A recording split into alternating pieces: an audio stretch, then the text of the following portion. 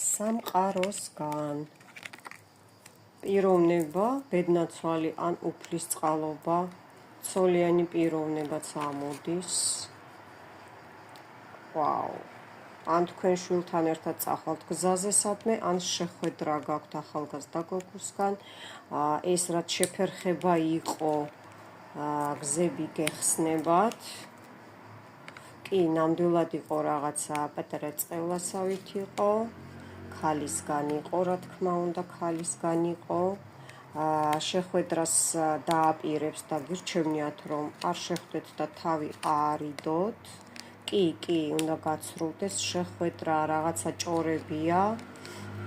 ასევე ამოდის პიროვნება, ან არ აკეთებს კარგ საქმეს, არ ფიქრობს თქვენზე კარგად და სამყარო გეუბნებათ, რომ იფრთხილეთ.